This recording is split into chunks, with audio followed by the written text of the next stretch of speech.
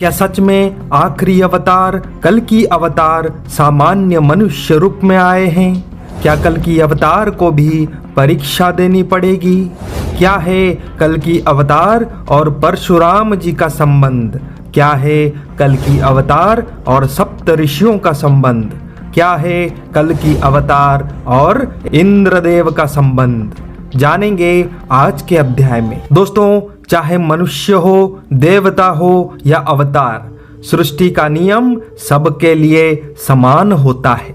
कल की अवतार भी एक सामान्य मनुष्य रूप में आए हैं। जैसे एक मनुष्य अपने जीवन में संघर्ष करता है, ठीक वैसे ही कल की अवतार को भी अनेकों संघर्ष करनी पड़ी है। अगर मैं एक डॉक्टर को वेल्डिंग करने के लिए कहूँ, क्या वो कर पाएगा? नहीं। अगर मैं एक सब्जी वाले को कॉलेज का प्रोफेसर बना दूं, क्या वो पढ़ा पाएगा? नहीं। अगर मैं अंटार्कटिक से एक पेंगुइन को लाकर राजस्थान की रेगिस्तान में छोड़ दूं, क्या वो रह पाएगा? नहीं। अगर एक मछली को जल से निकालकर सूखे में छोड़ दूं, क्या वो रह पाएगा? नहीं।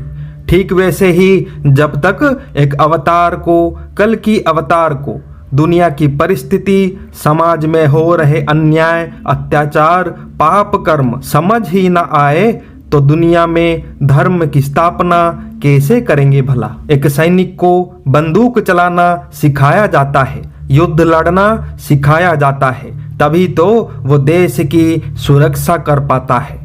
कल की युद्ध विद्या का शिक्षा लेंगे और किसी से नहीं, सबसे महान योद्धा परशुराम जी से। और सबसे महत्वपूर्ण जो परशुराम जी कल्कि को सिखाएंगे वो है ब्रह्मास्त्र का ज्ञान।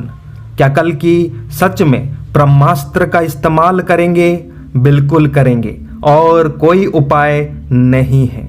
अगर पृथ्वी को पाप मुक्त करना है, नए युग का आरंभ करना है, तो ब्रह्मास्त्र का इस्तेमाल करना ही पड़ेगा। ये तो हो गई परशुराम जी की बात। और भी महागुप्त बातें हैं जिसको अभी प्रकाश नहीं कर सकता, समय नहीं हुआ है, ना ही अनुमति है। अब बात करते हैं सप्त ऋषियों के बारे में। हम मनुष्य को ये ध्यान में रखना चाहिए कि अगर ये पृथ्वी मौजूद है उन्हीं सप्त ऋषियों के वजह से, उनके साधना तपस्या के बल पर। और कल्कि को अवतार में परिवर्तन करने का प्रमुख जिम्मेदारी भी उन्हीं सप्त ऋषियों का ही है। चाहे ज्ञान हो या शक्ति, चाहे साधना हो या तपस्या, कल की अवतार के मार्गदर्शक हैं सप्त ऋषि।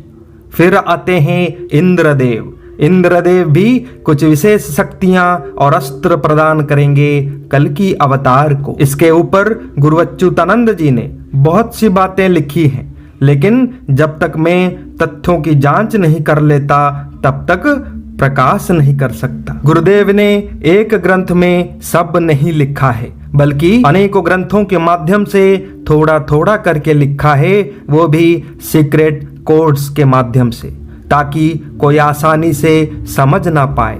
तो दोस्तों, 600 साल पुराने मालिका ग्रंथों से ये प्रमाण मिलता है कि कल्कि एक सामान्य मनुष्य रूप में आए हैं, जो कि अपने जीवन में संघर्ष करके खुद के दम पर अवतार बनेंगे, समाज में परिवर्तन लाएंगे, भक्तों की रक्षा करेंगे तथा भारतवर्ष को फिर से विश्व गुरु तक पहुंचाएंगे। लेकिन याद रखिएगा, पहले विनाश फिर नया आरंभ। आप सबके प्यार, सहायता और योगदान के लिए हृदय से धन्यवाद करता हूँ। जय जगन्नाथ, जय पंचसखा, जय हिंद।